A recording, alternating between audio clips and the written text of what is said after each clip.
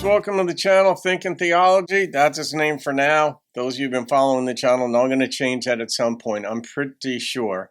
But because I don't defend theology, that's not what it's about. It's about just talking about things that might be theological. And I include in that atheism. Absolutely. Just like when you study numbers, you've got positive integers, you've got zero, you've got negative integers, and they all factor into the same soup of mathematical computation. That's the same thing. I am right in the middle. 3 ways the universe could end. And I love this stuff. I just did a video earlier today. I don't know when they'll post, but on the probability of life emanating from a primordial soup, and it was within it was fairly specific. There were also generalizations in it based on 150 amino acids comprising a standard cell and what would be required in the amount of time. And the conclusion that the folks in that video had drawn was basically it was 0. The likelihood is pretty much 0 of amino acids forming in a chain that would fold over in itself, and that's even without self-replicating or even springing to life. Then you would need an energizing force to get that if the 150 formed in just the right sequences that they needed to. All that said, that's how life began. This is 3 ways, not that life could end, but 3 ways the universe could end. Shall we?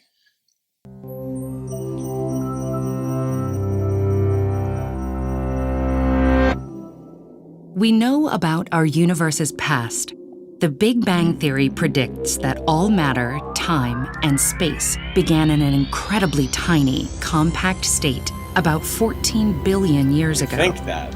And we know about the present. Scientists' observations of the movement of galaxies tell us that the universe is expanding at an accelerated rate. But what about the future? Do we know how our universe is going to end? Cosmologists have 3 possible answers for this question, called the Big Freeze, the Big Rip, and the Big Crunch. Yeah. To understand these 3 scenarios, imagine 2 objects representing galaxies. A short, tight rubber band is holding them together. That's the attractive force of gravity. Meanwhile, 2 hooks are pulling them apart. That's the repulsive force expanding the universe. Copy the system over and over again, and you have something approximating the real universe. The outcome of the battle between these 2 opposing forces determines how the end of the universe will play out. The Big Freeze scenario is what happens if the force pulling the objects apart is just strong enough to stretch the rubber band until it loses its elasticity. The expansion wouldn't be able to accelerate anymore, but the universe would keep getting bigger. Clusters of galaxies would separate. The objects within the galaxies, suns, planets, and solar systems, would move away from each other until galaxies dissolved into lonely objects floating separately in the vast space. I did a video as well. The sun, a lot of people think that Earth and the planets are being pulled into the sun gravitationally, bit by bit by bit. The opposite is true because the sun is losing mass. I think it's like 4 million tons every second or something. It burns an absurd amount. It converts hydrogen to helium, and it's a pretty efficient process, but I don't know, it's like 2% inefficient, and that's the light, the radiation, the heat, all that gets jettisoned into space, and then we need that heat, obviously, to keep our biological system going.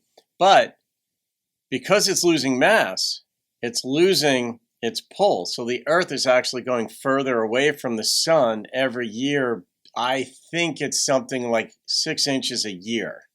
It's not a lot.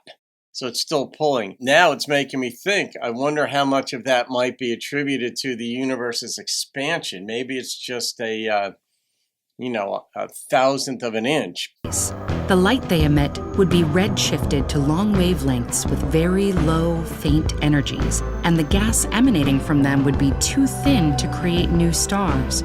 The universe would become darker and colder, approaching a frozen state also known as the Big Chill, or the heat death of the universe. But what if the repulsive force is so strong that it stretches the rubber band past its elastic limit and actually tears it? If the expansion of the universe continues to accelerate, It will eventually overcome not only the gravitational force, tearing apart galaxies and solar systems, but also the electromagnetic, weak and strong nuclear forces, which hold atoms and nuclei together. As a result, the matter that makes up stars breaks into tiny pieces. Even atoms and subatomic particles will be destroyed. That's the big rip. It'll take a long time. What about the third scenario, where the rubber band wins out? That corresponds to a possible future in which the force of gravity brings the universe's expansion to a halt and then reverses it. Galaxies would start rushing towards each other, and as they clumped together, their gravitational pull would get even stronger. Stars, too, would hurtle together and collide. Temperatures would rise as space would get tighter and tighter. The size of the universe would plummet until everything compressed into such a small space that even atoms and subatomic particles would have to crunch together. The result would be an incredibly dense, hot, compact universe, a lot like the state that preceded the Big Bang. This is the Big Crunch. Could this tiny point of matter explode in another Big Bang? Yeah. Could the universe expand and contract over and over again, repeating its entire history? The theory describing such a universe is known as the Big Bounce. In fact, there's no way to tell how many bounces could have already happened, or how many might happen in the future. Each bounce would wipe away any record of the universe's previous history. Which one of these scenarios will be the real one? The answer depends on the exact shape of the universe, the amount of dark energy it holds, and changes in its expansion rate. As of now, our observations suggest that we're headed for a big freeze. But the good news is that we've probably got about 10 to the 100th power years before the chill sets in. So don't start stocking up on mittens just yet. Anxious about how to spend your time between now and the end of the universe? Check out our video on time management to help you tackle your to-dos.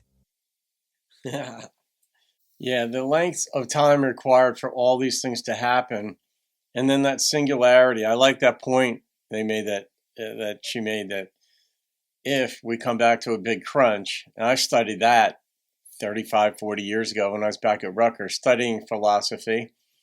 And you study a lot of things in philosophy, and it might have been in philosophy of science, or it could have been in another class that a teacher just sort of mentioned it off the cuff. But that expand, contract, but I like that point about all memory being wiped away.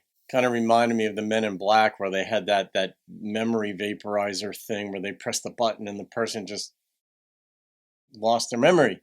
But this was like on the universal scale, and that's when you get into ideas like fractals, where when you think about a tree, and then when you look at a branch, it looks just like the tree, except in a little bit different form. Obviously, it's smaller.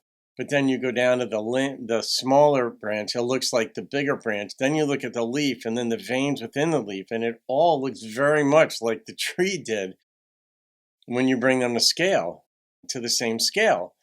And is the universe in which we live just part of a much larger whole that we don't know about? And how big does it get? How small are we? Compared to bacteria, we are huge. But if they have consciousness, would they look and say, why are you torturing me in this lab? But the fractalization, but she talked about the force ripping even atoms apart.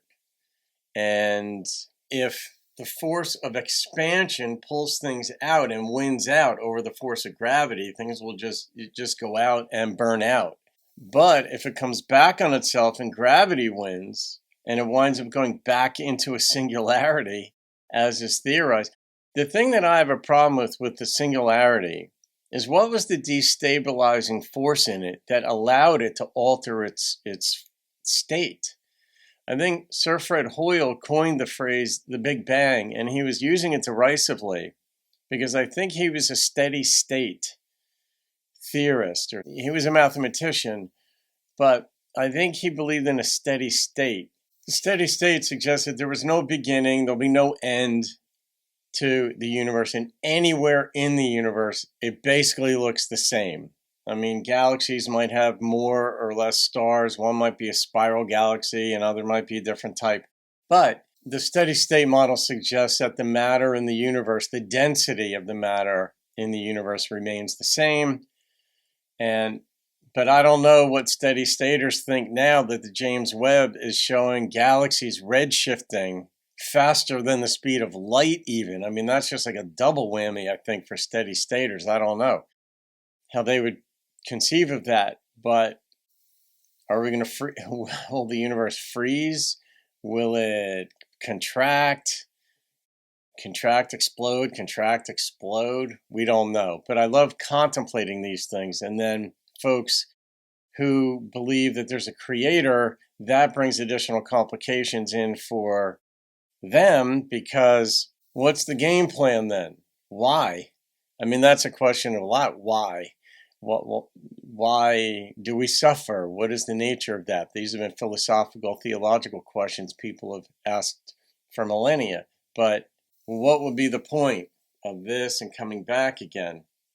And we have a limited time frame in which to live our lives, and that sort of impacts our view of what constitutes a long time. 1 billion years is a long time to us. It's just one of these things that we cannot conceptualize it.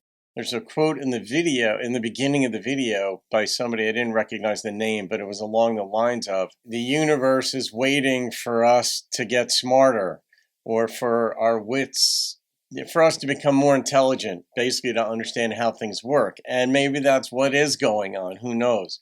But if we condense back on ourselves, the structure of our brain's different, we won't remember anything. So, all right, guys, this has implications on a lot of levels. I wonder what the theologians would say about that model. They might just say it's rubbish, it's no good, it's stupid. Why do we even waste our time thinking about it? All you need to do is read the Bible, and it tells you how things were made, and then there's going to be this great place called heaven, and it'll be a place here on earth. Some people speculate it'll be up in the heavens, floating about somewhere. When you read other verses in the Bible, it says the lamb will lie down with the lion, and paradise regained will be a place right back here on earth. It's a reconstituted earth. So then that viewpoint obviously would just suggest that the idea of the universe coming back on itself would be foolish. It just is unnecessary to even think about it.